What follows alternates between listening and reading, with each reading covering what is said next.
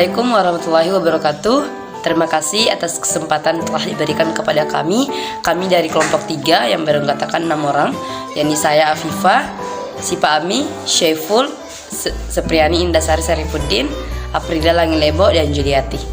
Di sini kami akan memaparkan materi tentang permasalahan pendidikan.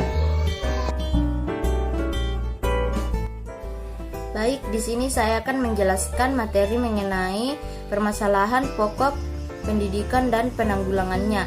Sistem pendidikan menjadi bagian yang tak terpisahkan dan kehidupan sosial, budaya, dan masyarakat sebagai suprasistem. Pembangunan sistem pendidikan tidak mempunyai arti apa-apa jika tidak sinkron dengan pembangunan nasional.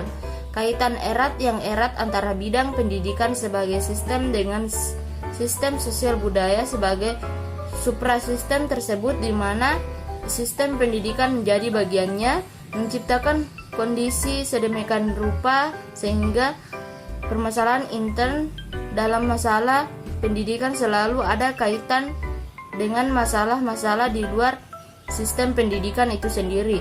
Misalnya masalah mutu hasil belajar suatu sistem tidak dapat dilepaskan dari kondisi sosial budaya dan ekonomi masyarakat di sekitarnya, dari mana murid-murid sekolah tersebut berasal, serta masih banyak lagi faktor-faktor lainnya di luar sistem persekolahan yang berkaitan dengan mutu hasil belajar tersebut. Berdasarkan kenyataan tersebut, maka penanggulangan masalah pendidikan juga sangat kompleks, menyangkut banyak komponen dan melibatkan banyak pihak. Pada dasarnya, ada dua masalah pokok yang dihadapi oleh dunia pendidikan di Indonesia dewasa ini, yaitu A. Bagaimana semua warga negara dan menikmati kesempatan pendidikan. B. Bagaimana pendidikan dapat membekali peserta didik dengan keterampilan kerja yang mantap untuk dapat terjun ke dalam kancah kehidupan bermasyarakat.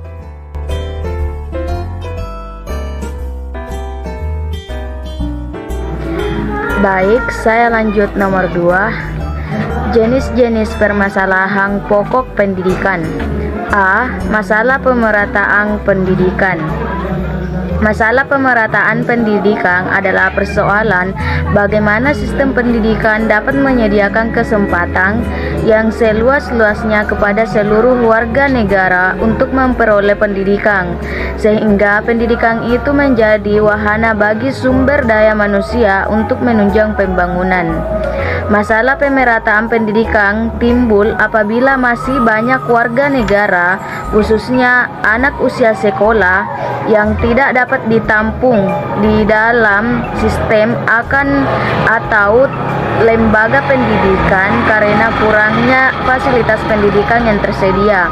B. Masalah mutu pendidikan. Mutu pendidikan dipermasalahkan jika hasil pendidikan belum mencapai taraf seperti yang diharapkan. Penetapan mutu hasil pendidikan pertama dilakukan oleh lembaga penghasil sebagai produsen tenaga terhadap calon luaran dengan sistem sertifikasi. Selanjutnya, jika luaran tersebut terjun ke lapangan kerja, penilaian dilakukan oleh lembaga pemakai sebagai konsumen tenaga dengan sistem tes untuk kerja (performan ke tes). Lazimnya sesudah itu masih dilakukan pelatihan atau pemagangan bagi calon untuk menyesuaikan dengan tuntutan persyaratan kerja lapangan. Jadi, mutu pendidikan pada akhirnya dilihat pada kualitas keluarannya.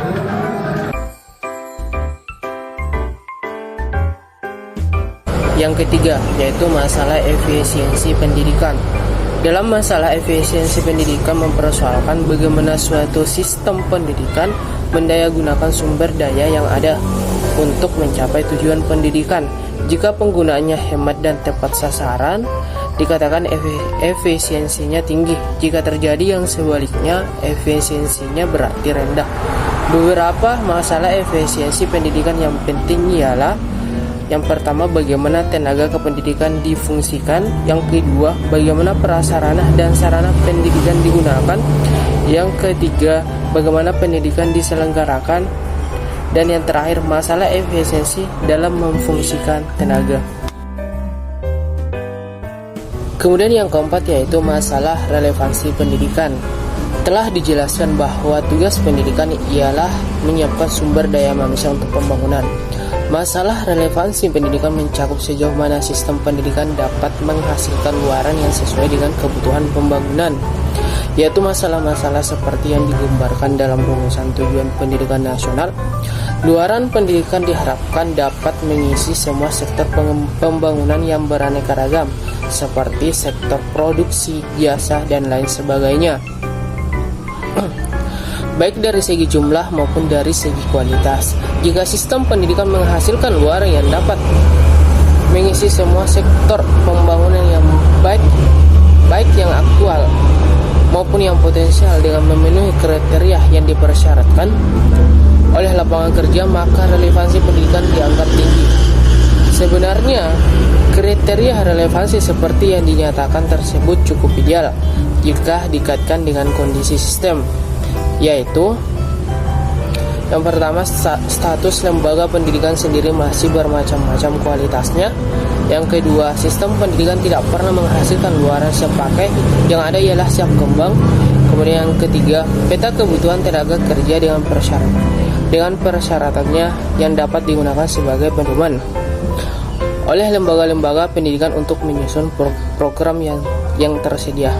Dari keempat macam masalah pendidikan tersebut, masing-masing dikatakan teratasi jika pendidikan yang pertama dapat menyediakan kesempatan pemerataan belajar. Artinya, semua warga negara yang butuh pendidikan dapat ditampung dalam suatu satuan pendidikan.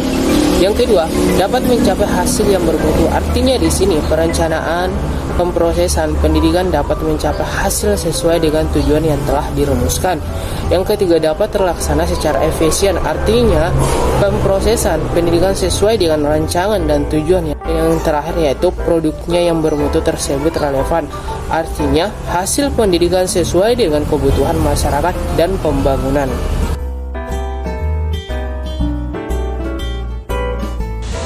Baik, saya akan melanjutkan pemaparan materi yaitu faktor-faktor yang mempengaruhi berkembangnya masalah pendidikan. Faktor yang pertama yaitu perkembangan iptek dan seni. Perkembangan iptek. Terdapat hubungan yang erat antara pendidikan dengan iptek. Ilmu pengetahuan merupakan hasil eksplorasi secara sistem dan terorganisasi mengenai alam semesta, dan teknologi adalah penerapan yang direncanakan dari ilmu pengetahuan untuk memenuhi kebutuhan hidup masyarakat. Perkembangan seni.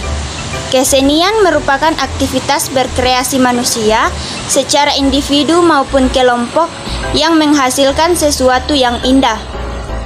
Dilihat dari segi tujuan pendidikan, yaitu terbentuknya manusia seutuhnya, aktivitas kesenian mempunyai andil yang besar karena dapat mengisi perkembangan dominan efektif, khususnya emosi yang positif dan konstruktif, serta keterampilan di samping domain kognitif yang sudah digarap melalui program atau bidang studi yang lain. Faktor yang kedua yaitu laju pertumbuhan penduduk.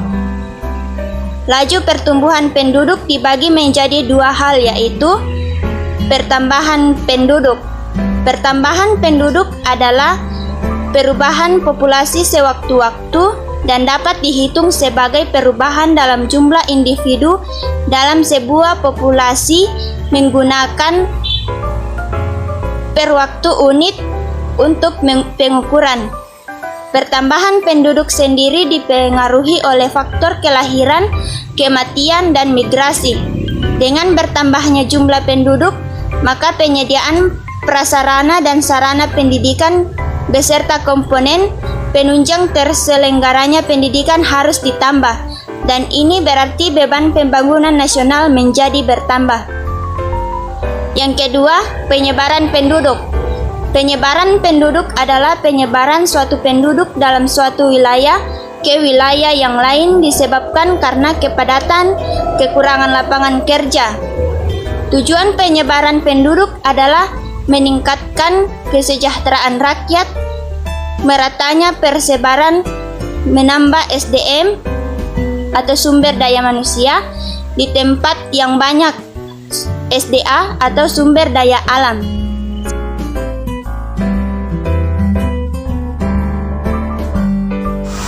Baik, saya akan memaparkan lanjutan materi dari Saudari Aprilia tentang faktor yang mempengaruhi berkembangnya masalah pendidikan, yaitu faktor yang ketiga, aspirasi masyarakat. Aspirasi terhadap pendidikan tidaklah perlu untuk diredam, justru sebaliknya harus tetap dibangkitkan dan ditingkatkan, utamanya pada masyarakat yang belum maju dan masyarakat di daerah terpencil. Sebab aspirasi menjadi motor penggerak roda kemajuan. Faktor yang keempat yaitu keterbelakangan budaya dan sarana kehidupan. Keterbelakangan budaya adalah suatu istilah yang diberikan oleh sekelompok masyarakat yang menganggap dirinya sudah maju kepada masyarakat lain pendukung suatu budaya. Perubahan kebudayaan terjadi karena adanya penemuan baru dari luar maupun dari dalam lingkungan masyarakat itu sendiri. Kebudayaan baru itu baik bersifat material seperti peralatan pertanian, rumah tangga, transportasi, telekomunikasi, dan bersifat non-material seperti paham atau konsep baru tentang keluarga berencana, budaya menabung, penghargaan terhadap waktu, dan lain-lain. Keterbelakangan budaya terjadi karena yang pertama, letak geografis tempat tinggal suatu masyarakat atau masyarakat terpencil. Yang kedua, penolakan masyarakat terhadap datangnya unsur budaya baru karena tidak dipahami atau karena dikhawatirkan akan merusak sendi masyarakat. Yang ketiga, ketidakmampuan masyarakat secara ekonomis menyangkut unsur kebudayaan tersebut.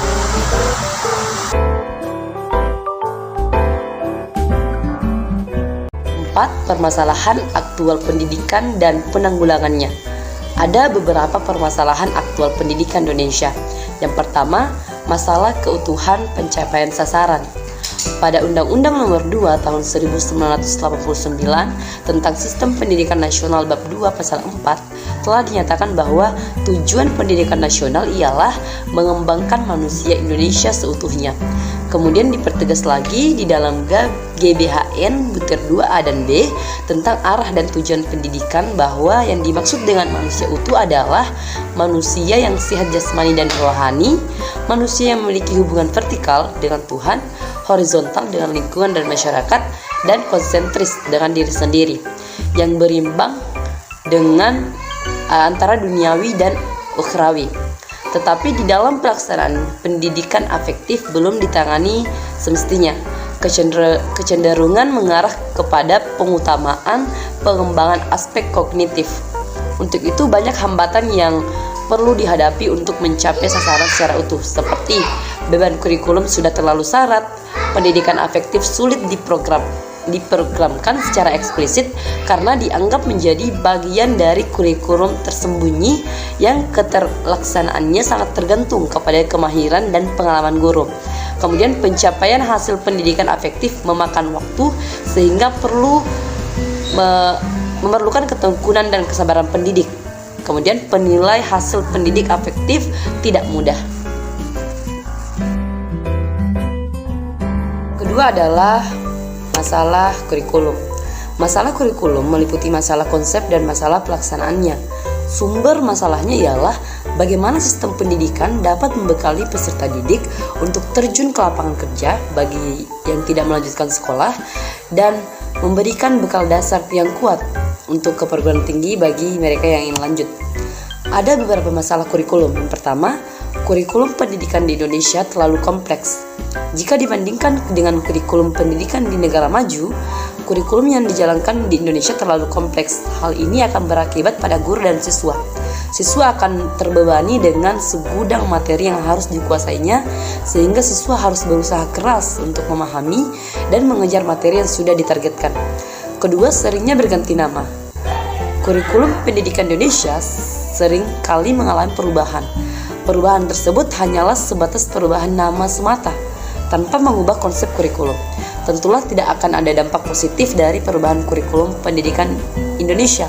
Namun, pengubahan nama kurikulum pendidikan tentulah memerlukan dana yang cukup banyak. Apabila dilihat dari sudut pandang ekonomi, alangkah baiknya jika dana tersebut digunakan untuk bantuan pendidikan yang lebih berpotensi untuk kemajuan pendidikan. Ketiga, kurangnya sumber prinsip pengembangan. Pengembangan kurikulum pendidikan tentu saja berdasarkan sumber prinsip untuk menunjukkan dari mana asal mula lahirnya suatu prinsip pengembangan kurikulum. Sumber prinsip pengembangan kurikulum yang dimaksud adalah data empiris atau pengalaman yang terdokumentasi dan terbukti efektif, data eksperimen, temuan hasil penelitian, cerita atau legenda yang hidup di masyarakat, dan akal sehat. Ketiga adalah masalah peranan guru. Sejalan dengan pengembangan iptek yang pesat dan realisasinya dipandu oleh kurikulum yang selalu disempurnakan, maka guru sebagai suatu komponen sistem pendidikan juga harus berubah dari sisi kebutuhan murid. Guru tidak mungkin seorang diri melayaninya. Untuk memandu proses pembelajaran murid, ia dibantu oleh sejumlah petugas lainnya seperti konselor, pustakawan, laboran, dan teknisi sumber belajar.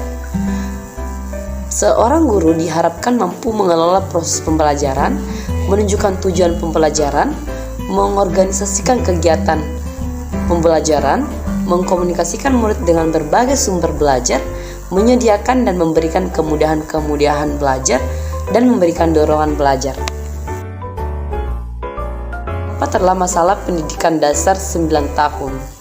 Undang-Undang RI nomor 2 tahun 1989 pasal 6 menyatakan tentang hak warga negara untuk mengikuti pendidikan sekurang-kurangnya tamat pendidikan dasar, dan pasal 13 menyatakan tujuan pendidikan dasar.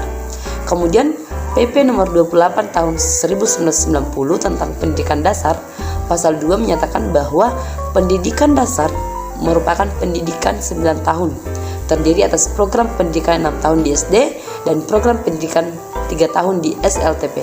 Dan pasal 3 memuat tujuan pendidikan dasar, yaitu memberikan bekal kemampuan dasar pada peserta didik untuk mengembangkan kehidupannya sebagai pribadi, anggota masyarakat, warga negara, dan anggota umat manusia, serta mempersiapkan peserta didik untuk mengikuti pendidikan menengah. Adapun hambatan-hambatan dalam pelaksanaan pendidikan dasar 9 tahun, yaitu realisasi pendidikan dasar yang diatur dengan PP nomor 28 tahun 1989 masih harus dicarikan titik temunya dengan PP nomor 65 tahun 1951 yang mengatur sekolah dasar sebagai bagian dari pendidikan dasar, karena PP tersebut belum dicabut. Kedua adalah kurikulum yang belum siap. Adapun upaya penanggulangan permasalahan aktual pendidikan di Indonesia, yaitu pertama, pendidikan afektif perlu ditingkatkan secara terprogram, tidak cukup berlangsung hanya secara insidental. Kedua, pelaksanaan kodam ekstrakurikuler dikerjakan dengan penuh kesungguhan dan hasilnya diperhitungkan dalam menetapkan nilai akhir ataupun kelulusan. Untuk itu perlu dikaitkan dengan pemberian insentif pada guru. Ketiga, pemilihan siswa atas kelompok yang akan melanjutkan belajar ke perguruan tinggi dengan yang akan terjun ke masyarakat merupakan hal yang prinsip, karena pada dasarnya tidak semua siswa secara potensial mampu belajar di perguruan tinggi. Ketiga, pendidikan tenaga kependidikan atau prajabatan dalam jabatan perlu diberi perhatian khusus, karena tenaga kependidikan khususnya guru menjadi penyebab utama lahirnya sumber daya manusia yang berkualitas untuk pembangunan. Kelima, untuk pelaksanaan pendidikan dasar 9 tahun, apalagi jika dikaitkan dengan gerakan wajib belajar, perlu diadakan penelitian secara meluas pada masyarakat untuk menemukan faktor penunjang dan utamanya faktor penghambatnya. Demikianlah pemaparan kami tentang masalah pendidikan. Sekian dan terima kasih. Assalamualaikum warahmatullahi wabarakatuh.